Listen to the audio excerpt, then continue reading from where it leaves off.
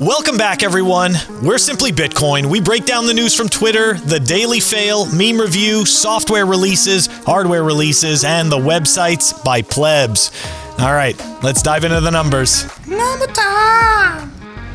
Number time is brought to you by Bitcoin 2022. If you guys didn't see, I've been holding it in, but Phil was just announced that he's going to be a speaker, and myself. So get your tickets now to the largest Bitcoin conference ever. Bitcoin 2022 is going to be in sunny Miami Beach, Florida. You can take advantage of the link down below for 10% off your ticket to Bitcoin 2022. At the time of this recording, the block height is 716,301. The Bitcoin price, 47,310. Chain rewrite day, 765.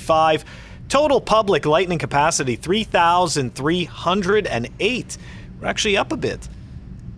Moscow time, 21:14, and blocks to the halvening, 123,699. Nico, those are the numbers.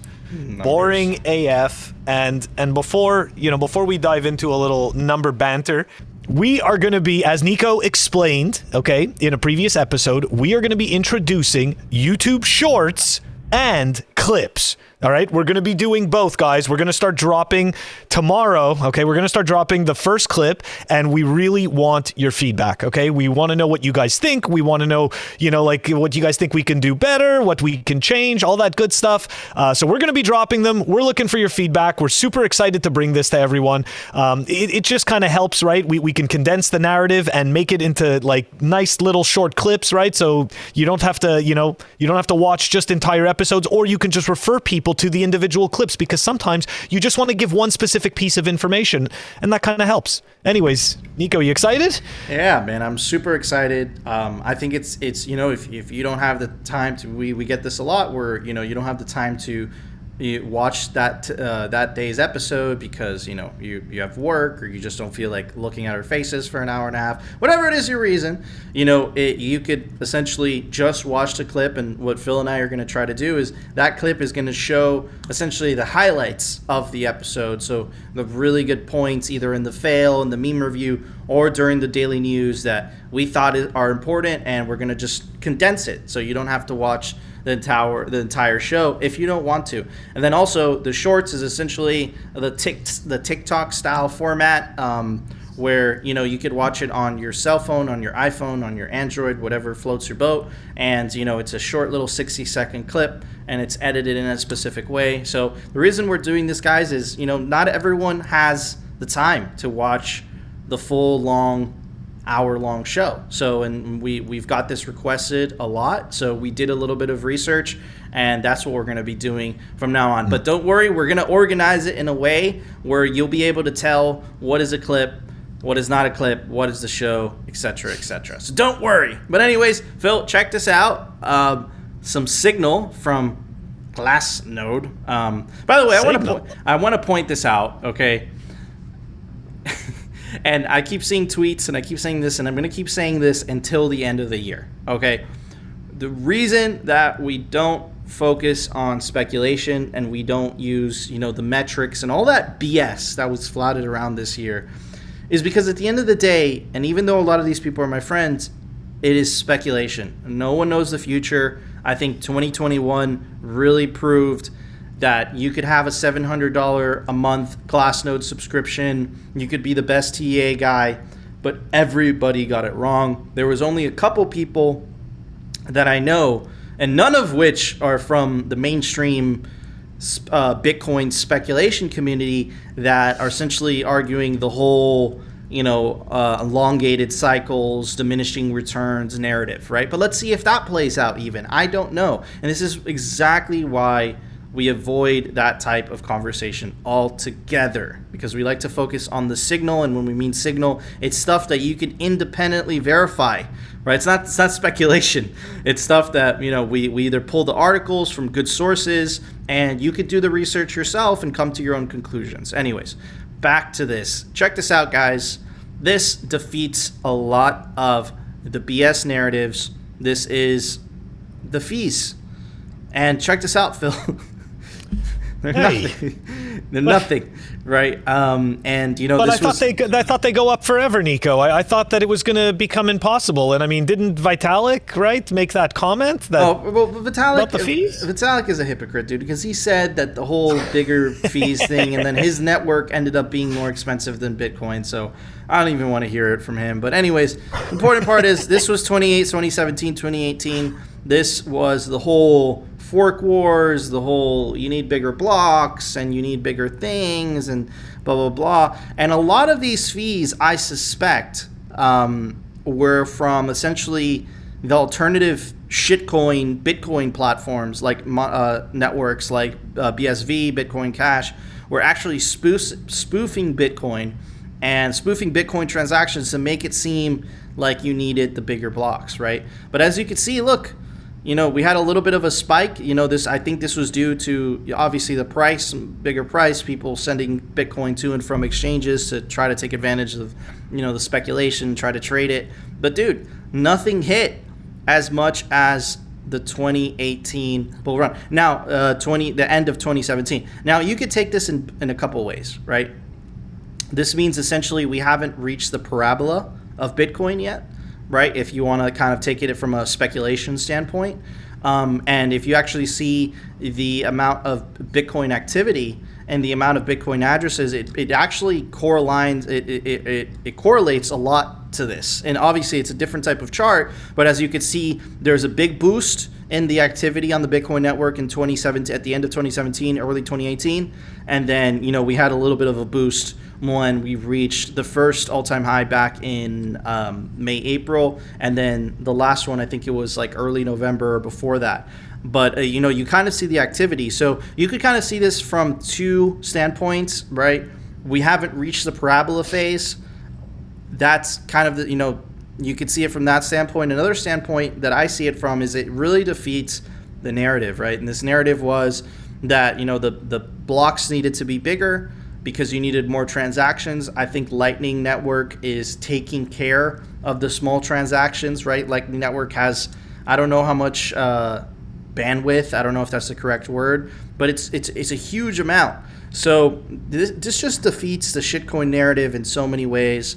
I don't know if this, I don't keep up with Ethereum, but I know that Ethereum was having a huge problem this year in terms of the fees.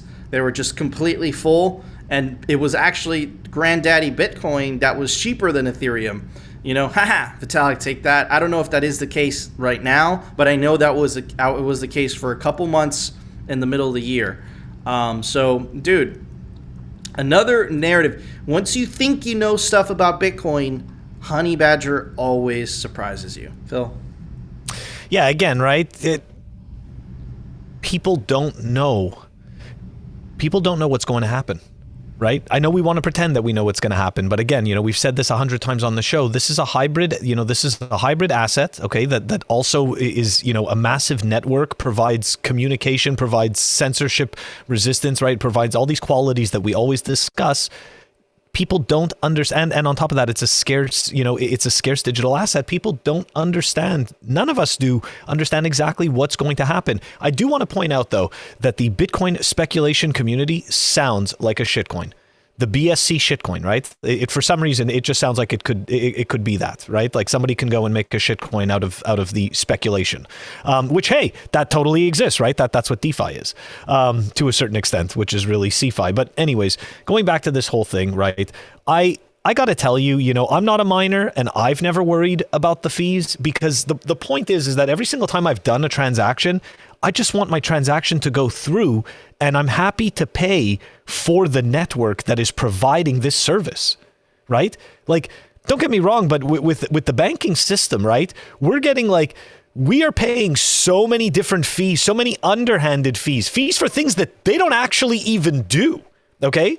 And when they, and often with banks, I mean, at least it's been my experience, when they go and raise fees, okay, I've had this conversation with them. You give them a call and you talk to them and you say, okay, well, so tell me, what value, what more are you offering me to charge me more for this? And they never have an answer. Well, it's administrative, back office, stuff. Okay. So what are you doing? How's my experience getting any better? It's not. It's never getting any better. Whereas with Bitcoin, you're paying exactly for what you're getting. Okay? You're getting transaction finality. And that is what you're paying for. And that is what you're opting into. Well, one of the reasons that you're opting into it. So going back to that whole, the shitcoiner narrative, right? Like, oh yeah, Bitcoin needs to have bigger blocks, this and that. No. Okay? All that has to happen is Bitcoin is a low time preference hybrid asset. And as a result, the development around it, okay, takes more time. And we can see as a result, it's more solid. So if you ask me, it's worth it. And yeah, we put our money where our mouths are and we pay for it, right? We use Bitcoin, we transact in Bitcoin, and as a result, right, we pay those fees. And it's perfectly fine. Absolutely. And they're low. And they're low right now. It just so happens they're super low. But yeah, it's awesome, right? It's awesome to see these price levels and see the fees going this low. It just destroys all their narratives. Dude, I think it just even the legendary Matt Odell was expecting higher fees. We all were, I think. I didn't know enough, so I never I listened to everybody, but I wasn't expecting this or that. But I think it's a pleasant surprise. But listen, to be accurate, I just looked up the Ethereum fees while we were recording. So I was right in essentially saying that right now, I'm looking at this as 16 cents per transfer.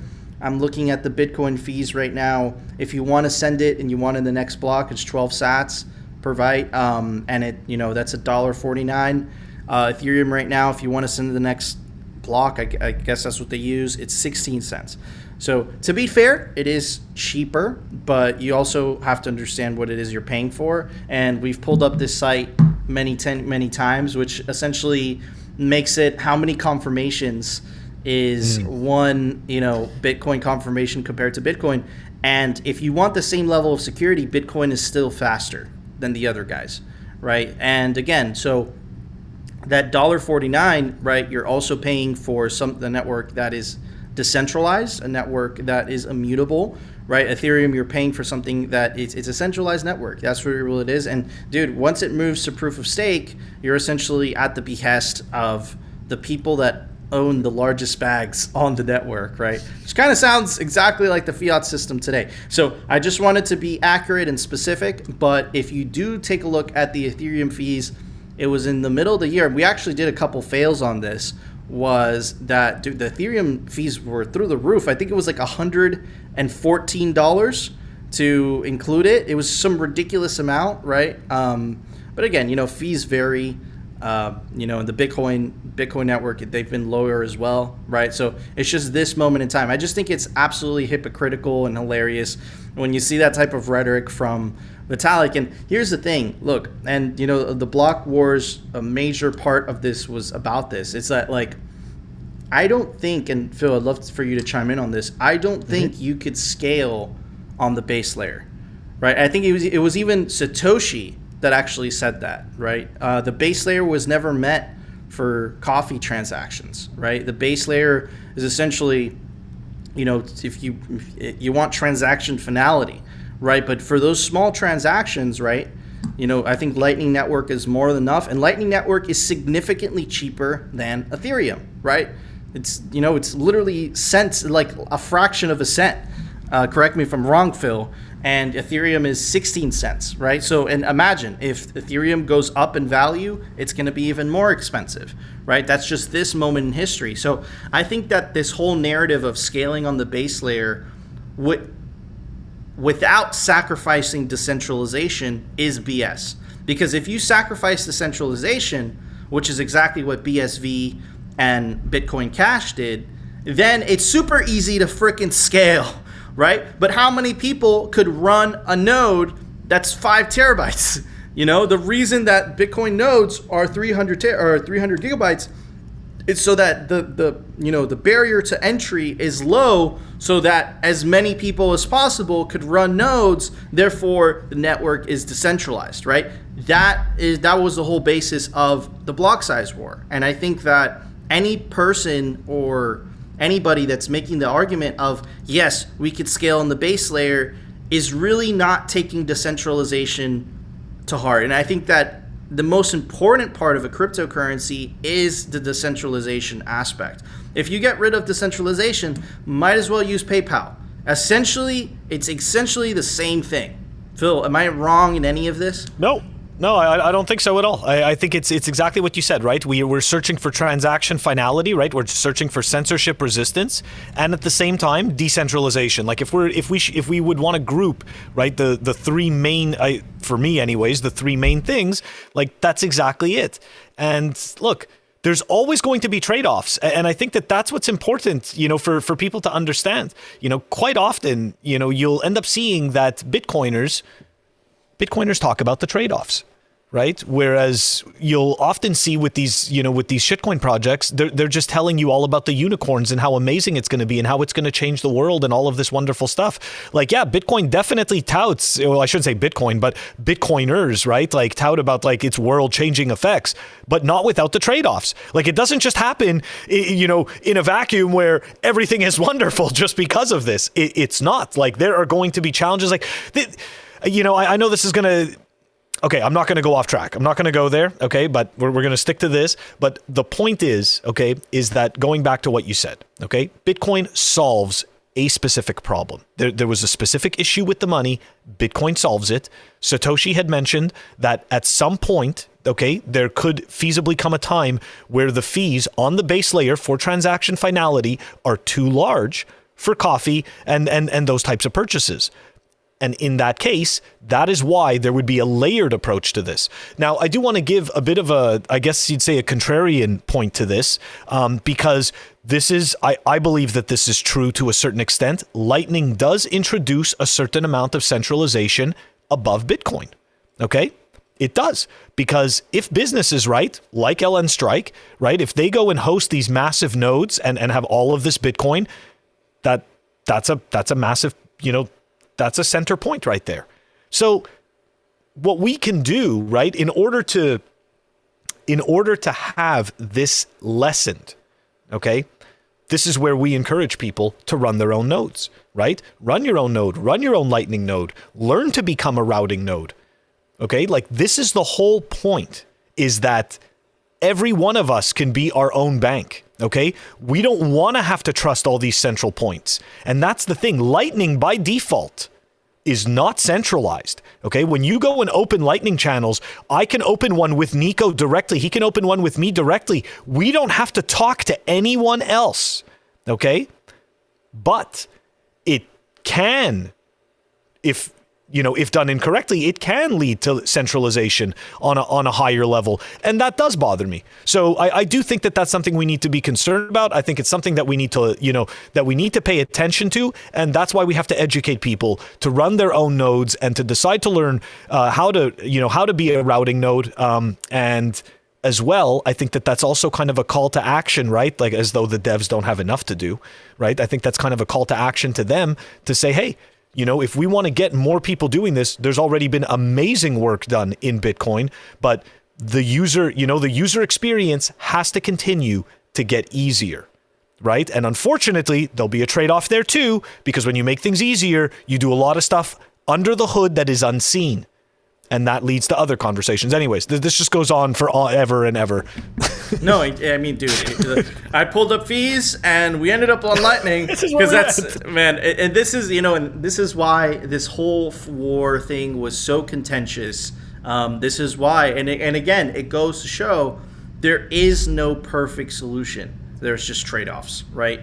And that's something that Bitcoiners talk about all the time, and that's something that shitcoiners do not bring up, and they don't bring it up because it goes against the unicorn that they're trying to sell you. But anyways, Phil, it's time for the Daily Fail. The Daily Fail is brought to you by none other than, that's right, we say it every day, Amber app. Check them out, amber.app. It's the easiest way to buy Bitcoin. It's a Bitcoin stacking app by actual Bitcoiners. The link is down below. So I heard that Yellow would be having a space every single day playing Don't Stop Believing until we get to 100K. Don't stop believing. And I think I saw one day where he didn't do one. Am I right? Am I wrong?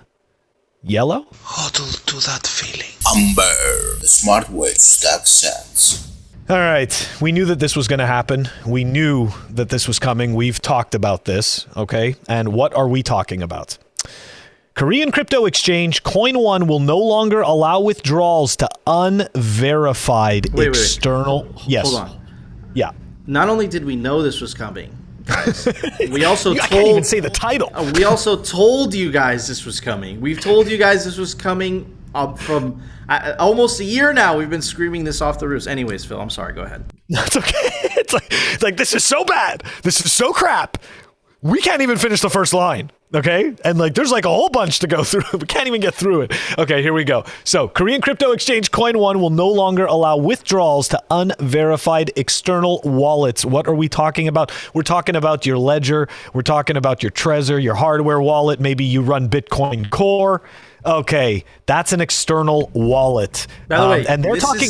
This is coming here, guys. Okay, you think that this is coming here. This is foreshadowing. Okay, anyways, Phil, I'm sorry. I'm just very angry. I know. This makes me angry. Oh, no, dude, it makes me so angry. And we're going to dive into some points that I think are going to infuriate us even more. Okay, here we go. Coin1, one of the big 4 crypto exchanges in Southern Korea, announced Wednesday that it will no longer allow withdrawals to non-verified external wallets. Coin1 users will have to register their external wallets with the exchange, or else they will no longer be allowed to withdraw their funds held at their exchange accounts. External wallets include any wallets that third parties offer, including hot online wallets and cold offline storage options. But these wallets must be registerable or verifiable, i.e., they must have know your customer information in place.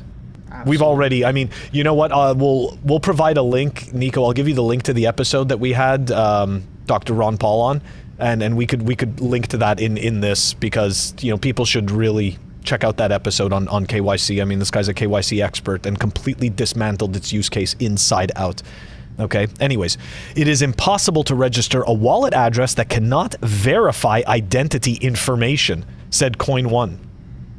Since wallets such as MetaMask and Ledger do not require KYC, Coin1 users won't be able to withdraw their funds to these wallets.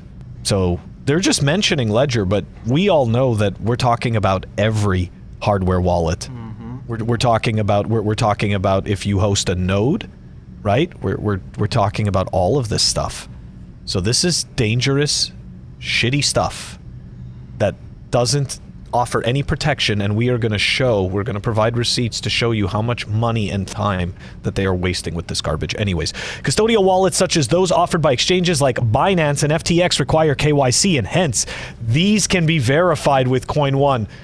What did we say before about the rails? They just want to force you onto their rails. Hey, listen, banks are thrilled that you custody all your money with them, right? You don't really get to have anything. All you get is this. They give you this crappy little card, and then you ask for permission every single time you want to buy anything. And that's exactly this is what they want. This is what they're doing, dude. Look, as long as you send it to other exchanges, which we have total power over you for, yeah, that's okay. But you see how they use third party? If it's a third party provider, you mean us, the people? Right? So you can't use your own wallet. And what they're trying to do is they're trying to set a narrative. They're trying to make you believe that without this system in place, and this is a totalitarian system, this is to control you. We brought the receipts. We brought a KYC expert to tell it from himself. And he spent years doing the research.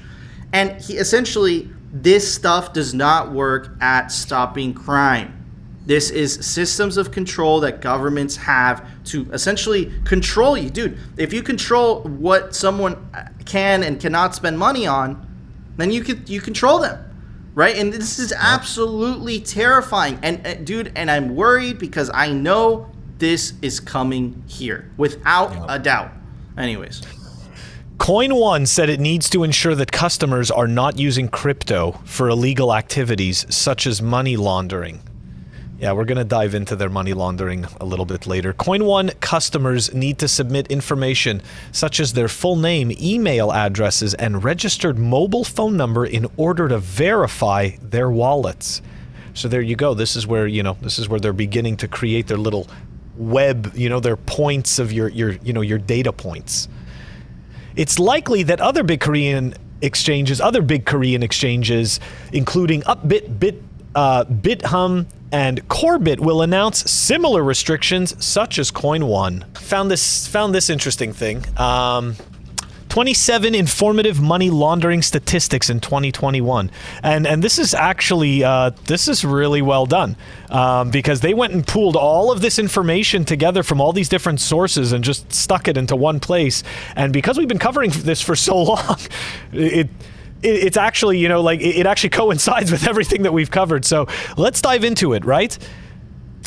According to 2019 anti-money laundering statistics, 60.5% of the bank's fines were due to anti-money laundering regulation violations.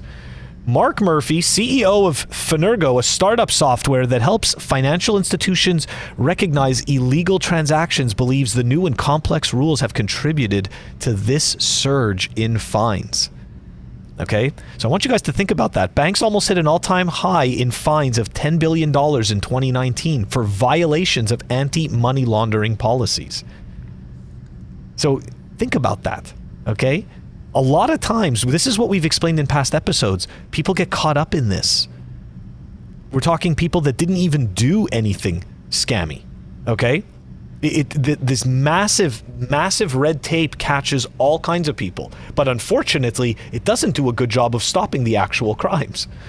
Anyways, criminals have included cryptocurrency in their money laundering techniques. Cryptocurrency is becoming one of the many destinations of illicit funds from criminals.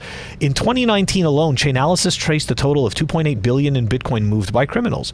More than half of this amount went to two exchange platforms, Binance and Huobi.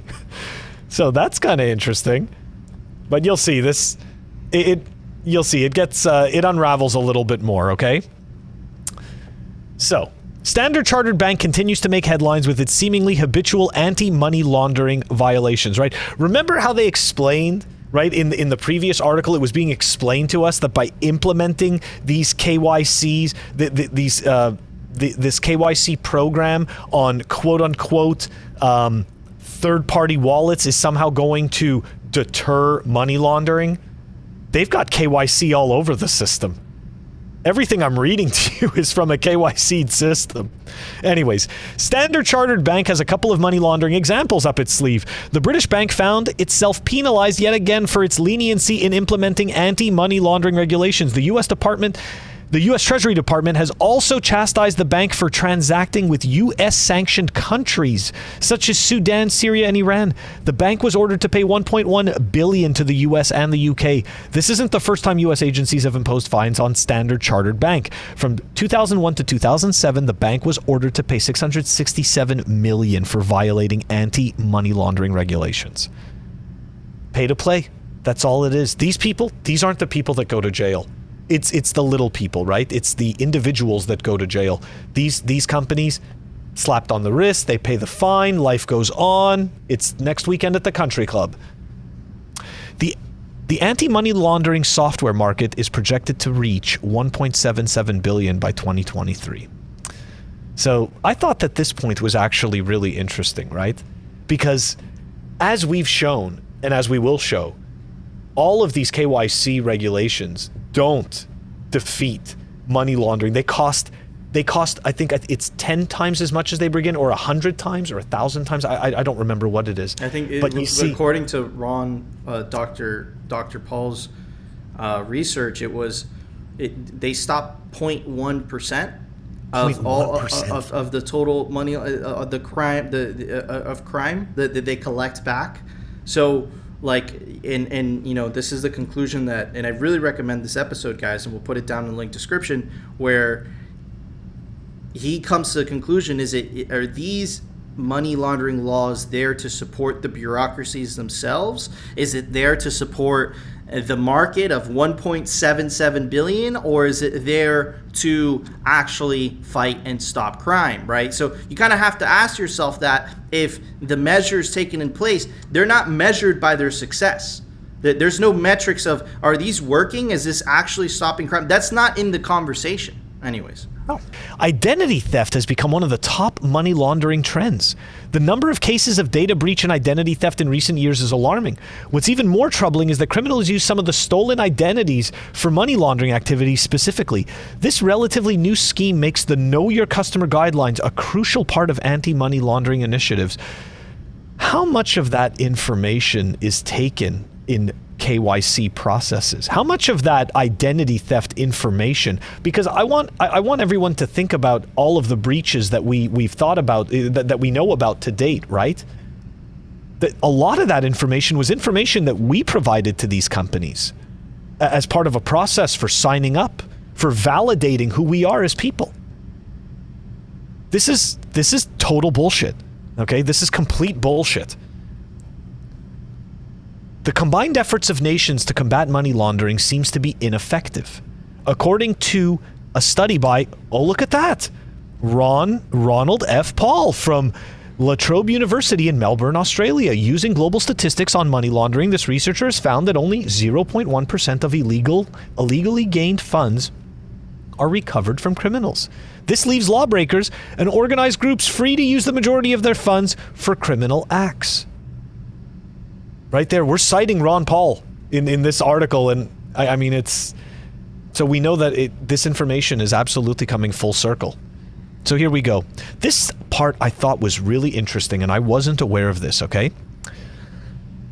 To combat the staggering money laundering statistics, the Financial Crimes Enforcement Network has maintained the all-cash purchase threshold of properties to $300,000. This means that the agency may impose reporting requirements and records when purchasing a real estate property for $300,000 and above in cash. I didn't know that. I didn't realize. I thought that you could purchase any property for any amount of cash. I never realized that any of that was reported. I mean, that's totally naive of me, right? Because considering that they impose, right, you can't travel with more than 10K across a border, or even if I'm not mistaken, onto an airplane without claiming it. You can't do anything, dude. This is what they're trying to tell you, is that we've built a system, or Satoshi built a system, better said, that doesn't require any of this. People are allowed to transact freely anywhere around, no matter where they are born, and look at the alternative. They are trying to say that without these systems in place, everything burns down. They are wrong. What burns down is their jobs and the bureaucracy. That's what burns down, because this is parasites. These are parasites. They're trying to extract value out of something that's there, right? And then essentially what they're, and you saw the numbers, dude. It only stopped. Criminals are gonna break the law. That's why they're called criminals. Do you think that money laundering is gonna, all this type of BS regulation? And here's the really effed up part, Phil, okay, is that you can't save in cash, inflation. You're forced to invest into companies that are completely overvalued. You're forced to put your money in real estate. And now you have an alternative, which is Bitcoin, something that can't be debased, it can't be confiscated, it can't be censored. No, they can't have you having that. That's impossible. That's dangerous to democracy. You know, you're going to money launder. Like, you have to understand the war that is happening. These people want to keep you in the system no matter what. And there's an alternative, and it's a much better an alternative, and they can't have that. They can't have that. And bro, man, this makes me so upset. Oh yeah, man, this is so upsetting. I was going through this, I was becoming completely furious. All right, let's continue. 95% of system-generated alerts against money laundering result in false positives. That means 95% of the work they're doing is completely worthless, at least. And think about the workforce that they're employing, right? To do all this garbage, to do all this nonsense. It's busy work. That's all it is. It's work for the sake of work. Somebody I worked with once called it working work. And that's exactly what it is. It's like you're not even doing anything. Financial institutions have systems to monitor suspicious transactions such as substantial cash deposits and frequent movement of funds from one bank account to another. However, anti-money laundering statistics show that 95% of those system-generated alerts are false positives, costing firms billions of dollars every year in wasted investigation time. It's total garbage. All right. Anti-money laundering statistics show worldwide growth for the AML solutions market. Here we go. The global market for anti-money laundering solutions is expected to grow at a compounding annual growth rate of 15.6% from 2020 to 2025. This means that from 2.2 billion in 2020, the market will be valued at 4.5 billion. Stringent government policies and focus on financial institutions are the primary drivers for the market's growth. So again, right? We can't save in cash because they confiscate us through inflation, okay? Like Nico said, you're stuck buying completely overvalued companies. And then on top of that, they print money because they have absolutely nothing else that they can do. So we have manufactured stories, we have manufactured money, and right now what I'm reading to you is a manufactured market, okay? Mm-hmm. A prison market that they're putting together for our money, yep. Okay, and our value. Oh, I want you to think about that. Not you, Nico, but like all of us in general, like every single one of us gives our time, right? Like every single, every person that goes to work and everything like that, there's, like I've said this in the past, there's no strings on our time. We give it. And for some reason, the money that we get in return has strings? Strings, regulations, walls, gates. What the F is that, man? Mm-hmm. All right. North Korea became a part of the money laundering statistics in the United States. Despite international sanctions that are supposed to block North Korea's access to the international financial system, it seems that North Korea is still able to move some of its funds. An estimated 174.8 million were laundered by North Korean-linked organizations.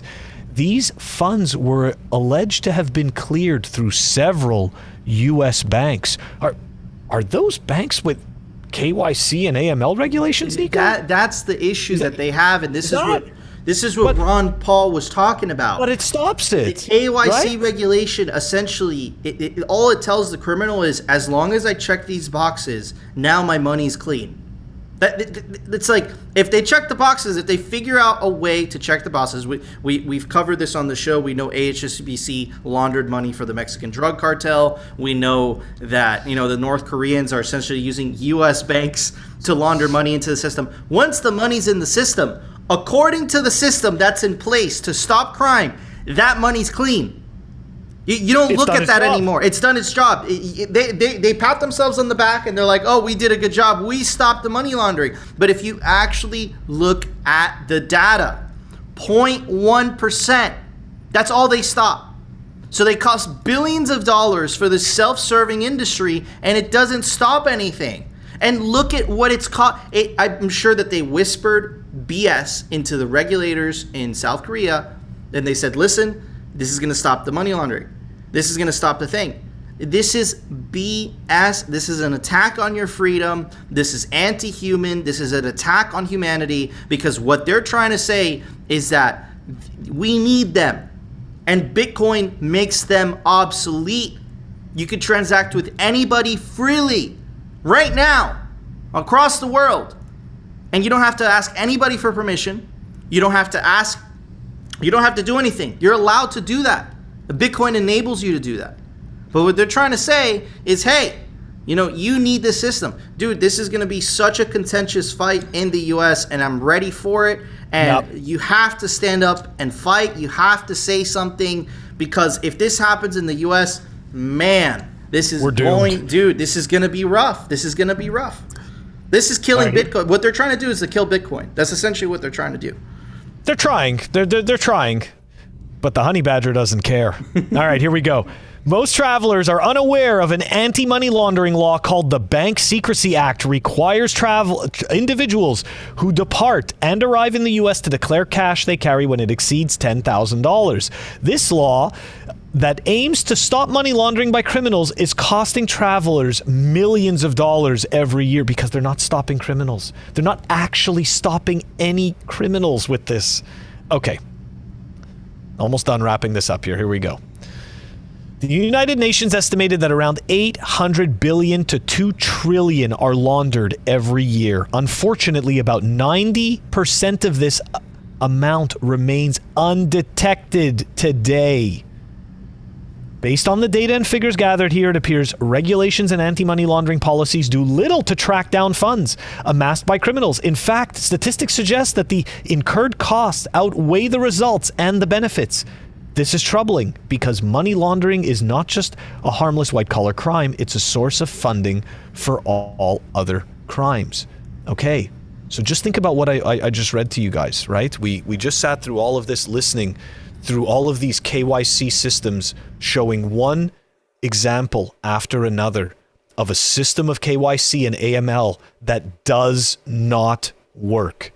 And yet we are being sold this bill of goods that we need to KYC in order to be able to transact, in order to send Bitcoin or any currency, any of those shitcoins, off of an exchange to a hardware wallet or to a soft wallet or to anything that is deemed, quote unquote, unverifiable by their metrics. This is insane. This is complete insanity. We just showed that none of it works. All it does is create more red tape, more bureaucracy, and creates funnels for more of this fiat to get printed and dumped into these industries that do nothing but cause grief and heartache. This is disgusting. This is inhumane. I think you absolutely nailed it. It's totally inhumane. It's self-serving. It doesn't stop crime. Look, you went through that article. We had Dr. Ron Paul. We did an episode without him and an episode with him. And this is a man who spent years of his life researching this data. And he's coming to the same conclusion that we came on our own, which is this stuff doesn't stop crime. If anything, it enables it. And what it's doing in the process, it's costing law-abiding citizens economic opportunity, and it's forcing people to save in the money that they could debase. So what is that but not evil? What is that but not anti-human? They don't want you to save. They don't want you to have that ability because it enables them for them to print money to pay for the self-serving bureaucracy. This is the situation that we're in. I'm suspecting, I'm calling it now, Phil, this is going to come to the States. This is going to come to Europe. They are going to make self-custody illegal. I'm pretty sure. I might be wrong. Hopefully I'm wrong. I'm begging that I'm wrong. But when that day comes, you better hope you have Bitcoin in self-custody. You have it off an exchange. And get ready to fight. And I'm not talking about a violent fight or whatever, but, get ready to make a ruckus. We have to mobilize. We have to, we have to be active in this sense. We have to essentially get involved in politics. Unfortunately, get Bitcoiners in power in your government so that they could stop this in its tracks, because this is an attack on Bitcoin. This is an attack on your sovereignty. This is an attack on humanity. This is an attack on freedom. That's what this is. Because maybe they would have a justification if these systems were effective, but they're not. We bring the receipts. So what else are they for? They're for control and the jobs of those bureaucratic institutions. This is beyond ridiculous. But anyways, Phil, it's time for the Daily Meme Review. The Daily Meme Review is brought to you by Citadel 21. It's the best Bitcoin cultural zine. It's really cool. Look, there's a kitty cat on the website. Shop designs. Do it right now. And anyways, check out volume 14, just dropped. That is a laughing Leota. You got that right.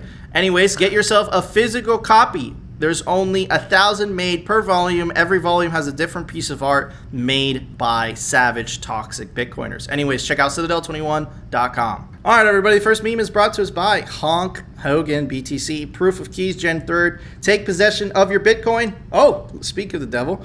20-word phrase, 20-word, 24-word phrase. Nah, I'll let exchanges hold my Bitcoin, right? Anyways, moving on to next one. It is by Central Bank Robber Toe Pimp 21. Buy Bitcoin, kids. We'll make them work for money their whole lives, and then we'll make that money worthless. And that's exactly what they're doing. Like, that is exactly what they're doing. Anyways, next one. Me, a pleb looking a Bitcoin dump like this. This is what happens after many years in Bitcoin. This is the face that you make when Bitcoin dumps. Anyways, me attempting small talk before bringing up the world. Dude, I can't have small talk anymore. Just things happen. Anyways, I have my Bitcoin stored in my brain. Normies. What the F does that mean?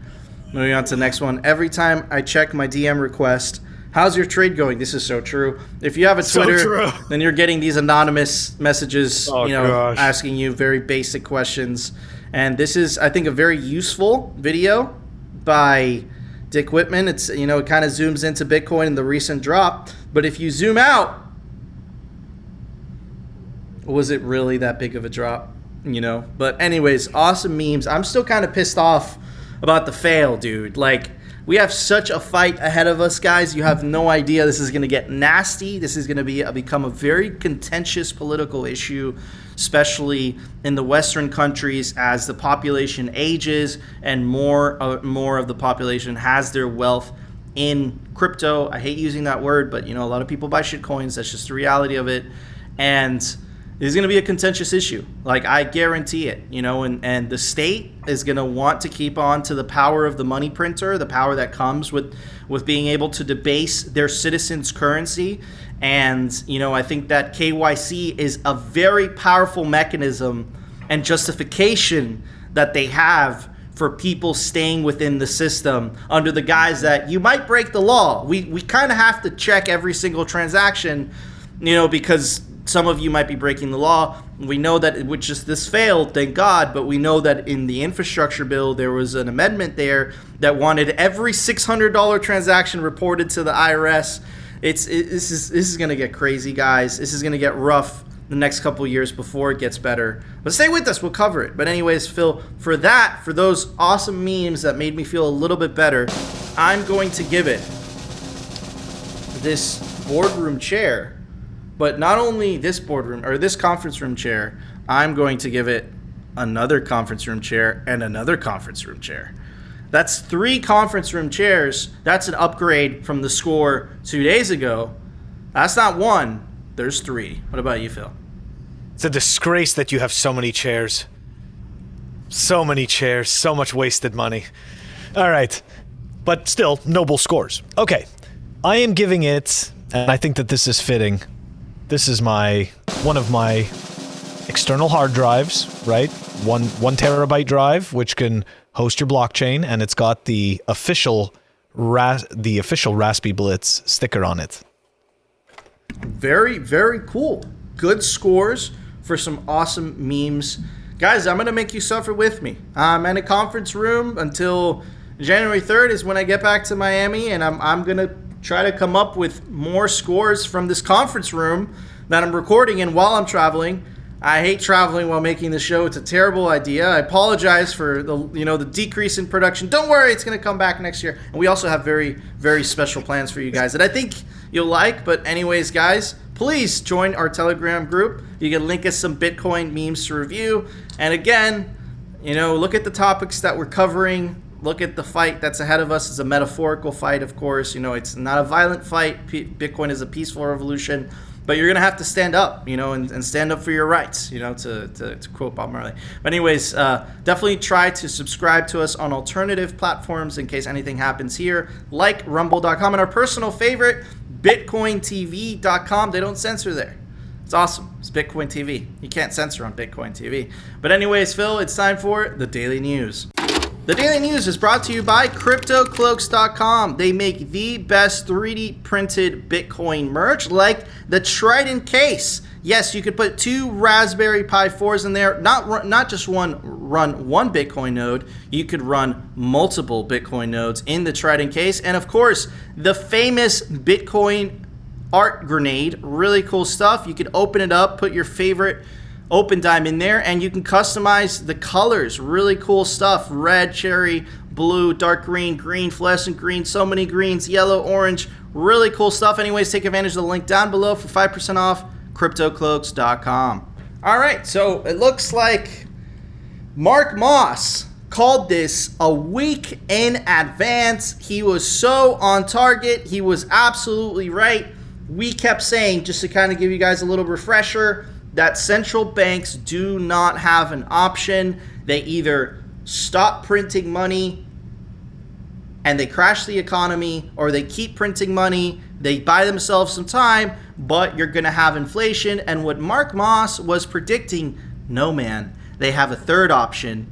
And here, what I thought that the third option was absolutely ridiculous, because we've tried this as a species, as humanity in the past. And what is this? What am I talking about? Just to quote an article from The Guardian, we have a powerful weapon to fight inflation: price controls. It's time we use it. So what they're doing is they're prepping you.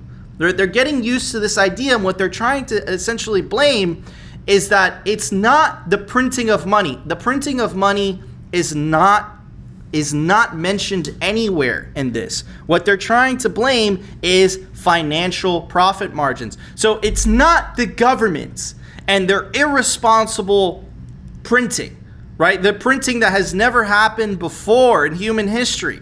They're printing such records amount of money that we've shown you on this show. This has never happened before. It's not that.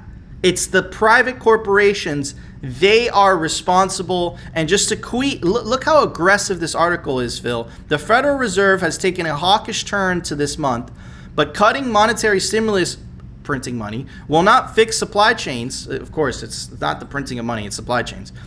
What we need instead is a serious conversation about strategic price controls. That's the problem. Just like after the war. Now, here's the thing. Price controls have been tried for thousands of years. They did it back in the Roman era. They debased the money too. Okay, and they tried to control the prices. They tried to push on their debasement, the government's debasement of money. They tried to push that onto private corporations. Guess what? It never works. What happens is that you create two economies. A black market economy where the actual price, right, is actually done. A black market exchange rate. That happened in Venezuela. That happened in Cuba, right? And then there's the official exchange rate. There are the official prices. And then what happens with price controls is that, just like communism, you take away the incentive of profit. So all of a sudden, what happens? Food shortages, supply shortages. Why? You're taking the incentive for people to make money. So instead of overproducing, you only produce just enough because you know that you're not going to be able to profit from that. This is absolutely absurd, but this is part of the crack up boom, and we've been talking about this, and this is absolutely spot on from Mark Moss. So shout out to him because he called this.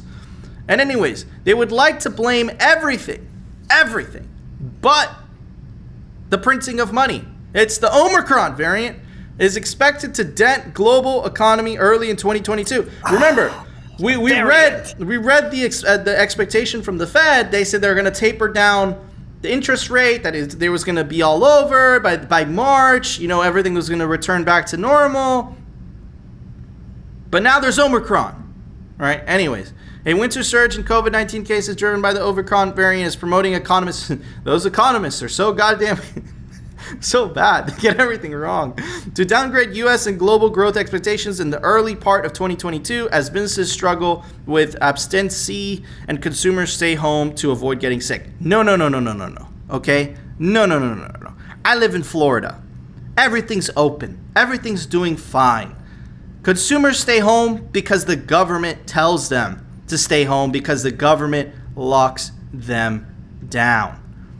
You want to know how I know this? They slip up in the third passage down. The Federal Centers for Disease Control and Prevention reduced on Monday the amount of recommended time that infected people who are asymptomatic should isolate to 5 days from 10, as more research is done and thinking evolves on how to best manage the pandemic. So remember, they blamed consumers up here, but then they're saying, oh no, you know, let's move it down back to 5 from 10. So look, am I saying that, you know, the pandemic isn't bad? No, that's not what I'm saying. It could be very sick, you know, if you take the necessary steps that you want to take for your health. But what I am saying is that inflation wasn't caused by the pandemic. Inflation was caused by governments printing money. Never forget that. Anyways, Phil, do you have any thoughts on Clown World? Because that's essentially what I'm covering right now. It's fucking Clown World, total Clown World.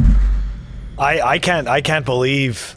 I mean, I shouldn't even say that I can't believe it. That's not true. I do believe it. I just think it's incredibly sad and scary. I feel so bad, right? Like, our fail was dark. The news is dark. Thank God for Bitcoin, right? Like that. I mean, like. But anyways, going back to this is scary stuff. Okay, price controls. What you just said about the incentive, I think, you know, they know exactly what they're doing. Okay, I think it's disgusting and disingenuous that the businesses are being blamed for trying to do business. Okay, and somehow it's all their fault, right? It's everybody's fault. Oh, there's not enough port workers. Oh, there's not enough, you know, there's not enough trucks. Oh, there's not enough this, there's not enough that. And it's like, but you're telling everyone to stay home, and you're creating all these rules that make it difficult. And then you're saying that there isn't enough people to do the work. So now all of a sudden we need to implement price controls? Like, don't get me wrong, but it's like, that doesn't seem like that fixes anything. Like, it's just like all of it. Like, I feel like, you know what I feel like? I feel like, you ever see like these, you know, these kind of things at a carnival, you know, you step into it, and like you have to get as many things floating around in like a minute as you can, and then you win a prize. They're like grabbing. They're trying to blame everything but themselves. It's not them. It's the supply chains. It's the new variant. It's the new this. Guys, you printed record amounts of money, and you have to pay the piper. And they're trying to deflect. They're trying to blame everything else but themselves. This is absolutely crazy. This is why you should buy Bitcoin. This is why we cover things like this, because this is the clown world. If your money is in the fiat system, you have to deal with all the politics with that. If you opt out, and this is why they don't want you self-custodying in Korea. Nope. If you opt out and you buy yourself and you get on the orange life raft, can't be debased, can't be easily confiscated, right? Can't be censored. So you're buying yourself safety. That's what it is, right? And, you know, physical gold, I would say, falls into that category too. But at the same time, physical gold is a lot harder to transport. It's a lot harder to verify. It's a lot harder to move, right? But anything that you own, that you actually take self-custody of, I think it's the best bet, because this is absolutely crazy. And, you know, we covered the comptroller of the currency, Saula Marova, that wanted, you know, that the Biden administration wanted to make, you know, this huge, you know, regulatory official in the banking system in the U.S. And she wrote a paper about how if she had the choice, she would federalize, you know, all the banks, give everyone a Fed account, and essentially give the government the ability to take a haircut out of anybody's checking account to fight inflation. These people think they own you. This is what this is. They're acting like they own you. And Bitcoin allows you to own yourself. This is why they hate it. This is why they're passing these types of laws. But anyways, I have some good news. I don't know if it's good news, but anyways, you guys could read into it how you like. This is an article that came out by Forbes. New $768 billion defense bill removes cryptocurrencies from national strategy against terrorists. But wait, hold on. I thought they were used for money laundering. What's going on here? Anyways, as of yesterday... It's complicated, Nico. As of yesterday, President Biden signed a $768 billion defense policy bill into law that signals to the Pentagon critical issues for national security and a whopping $740 billion to the Department of Defense. According to the new law, the U.S., where are they getting all this money? They're printing it. And you know who's getting poorer because of it? You are. Anyways, according to the new law, the U.S. national strategy against terrorism and illicit finance will no longer include language explicitly describing cryptocurrency. By striking such as so-called cryptocurrencies, other methods that are computer, telecommunications, or internet-based cybercrime. The new bill updates the wording in a section called Trend Analysis of Emerging Illicit Financial Threats to now say a discussion of and data regarding trends in illicit finance involving forms of value transfer. With the specific elimination of cryptocurrencies as well as computer, telecom, or internet-based cybercrime that came after value transfer, this policy position seems to de-emphasize the concern around or targeting of emerging markets. This is some good news, Phil, I guess.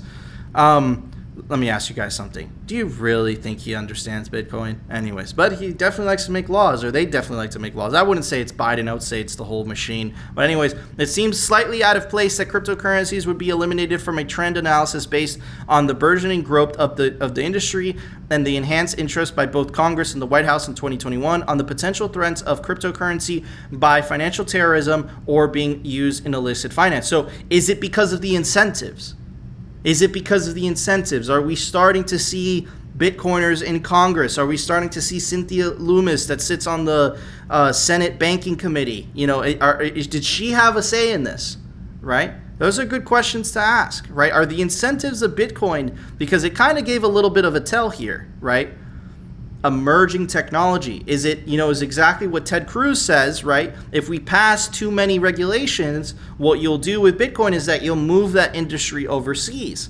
Are we seeing that type of worry from the US? I don't know. But anyways, let's keep on reading. Blockchain intelligence firms such as Chain Analysis have produced reports in the past on crypto crimes stating cryptocurrency remains appealing for criminals as well, due primarily to its pseudo-anonymous nature and the ease with which it allows users to send funds anywhere in the world instantly, despite its transparent and traceable design. But the good news is that cryptocurrency-related crime fell in 2020. Wait, Phil. If cryptocurrency-related crime fell in 2020, why did that South Korean exchange ban self-custody? What is going on here? Nico, they're fighting crime. They're fighting crime, and they're stopping money launderers. I think they're fighting their own citizens, bro, to be honest. Anyways, past reporting from Forbes Crypto have delved into what may be a false narrative into the extent to which Bitcoin really plays a role when it comes to illicit activity. The Chain Analysis report shows approximately 0.5 to 2% of the overall crypto activity is criminal in nature. Now, I wonder how much that compares to cash. Anyways, here's a really interesting graph, right? Shows 2019. This is the estimated total, how much, crypto activity occurred. This is 2017, this is 2018. 2020, it actually went down, right? And think about it. Bitcoin is terrible to commit crimes in. Why? Because it's a transparent ledger. Cash is a lot better. Once you get paid, it's gone, right? So am I surprised? No. Is that noise? Is that a misdirection play from the Pentagon? I have no idea. Or is it really that, they can't really, perhaps it's scaring innovation in the US. Perhaps that's why they changed the rhetoric. Perhaps Cynthia Loomis had something to do with it. Perhaps Ted Cruz, perhaps Senator Toomey had something to do with it. I don't know, but I just thought it was really interesting, and more interesting that I also thought is that Bitcoin has to be associated with terrorism, right? So ridiculous. Anyways, what are your thoughts, Phil? What are your thoughts on that article? This kind of, this kind of reminds me a little bit of the flip-flopping that happens when a new technology gets introduced. Like, okay, when cell phones, right? When cell phones first started to get incredibly popular, okay? Like, especially when I was like, let's say 16, 17, there was study after study, talking about all of the health concerns, all of the problems with cell phones. And again, I'm not making a direct comparison from Bitcoin to cell phones. I'm just talking about the adoption of a quote unquote new disruptive technology, okay?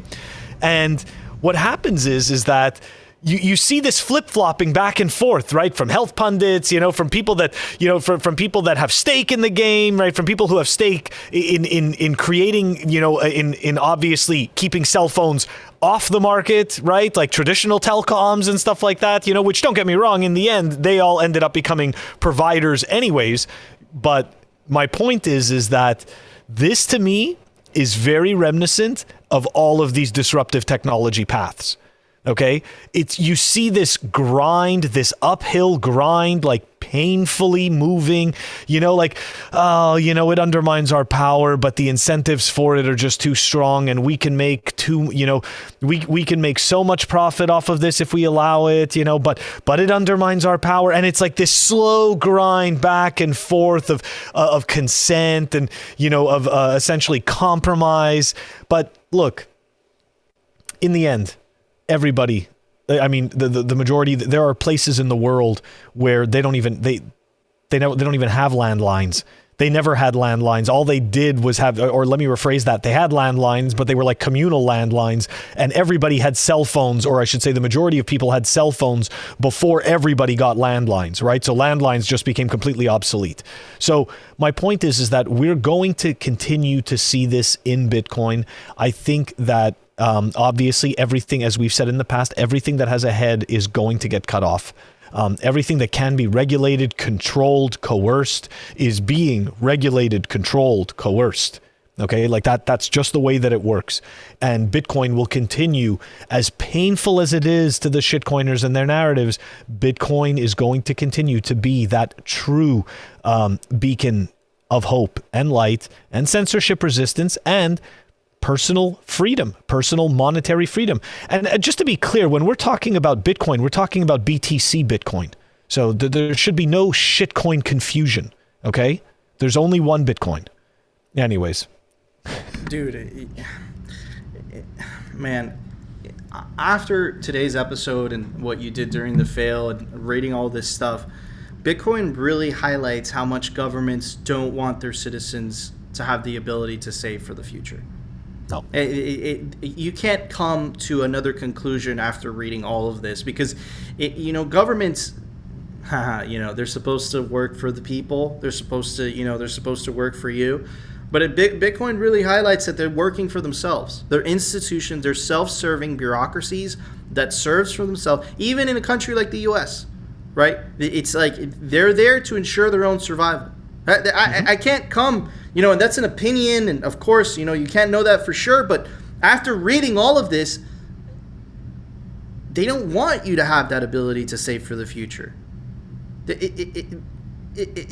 I can't see any of this from a different angle. Am I missing something here, Phil? Because all of this stuff is absolutely crazy when you just look at it in plain value. They're willing to ban a technology that gives everybody in the world the access to private property and the access to essentially at least be able to access some type of monetary network if it ensures their survival. They're willing to destroy it. They're willing to ban it. Right? We saw that in Turkey. We saw that in China. Not that it works. We saw that in Nigeria. They're willing to ban things that potentially could work for the majority of their population if it means ensuring their survival. So how many world governments really work for the people, and how many world governments really work for themselves? And that is what Bitcoin is highlighting on a worldwide level. Now, I have hope for the future because open networks always beat closed networks. I think Bitcoin and shitcoins, unfortunately, have the ability to wake up the masses to the fraud and to the theft that is occurring. And, I have hope that at least, we have enough influence in positions of power in these governments to, I don't know what else to say. Phil? It got me thinking as you were talking, is that us saving, right? Us deciding to have custody of our money, the problem that it presents, I think, to the governments and to the institutions is that the rot would have appeared much quicker. I think that's the issue. So by forcing everyone to grind their money back into the system, right? And at the same time stealing through inflation, right? Stealing through the money printing. We can never see it, right? And think about it, right? We're constantly inundated with all kinds, if you're paying attention, if you actually pay attention to news, corporate owned media, you are constantly being bombarded with absolute crap. Every day is a misery. Okay, every day is a misery. Every day, terrible things are happening. You're constantly reminded how fragile and insecure everything is. And you know what I mean? Like all kinds of these weird self-defeating narratives. So you know what? Bitcoin is our beacon of hope. It's what we said before. It's our beacon of hope. And you know what? All I could say is that if they didn't have all of these levers, we would have been able to see this and we would have been able to call bullshit a lot sooner. Governments know it. We know it. Absolutely. And look, only Bitcoin could do this, okay? Because only Bitcoin is owned by everyone, but owned by no one.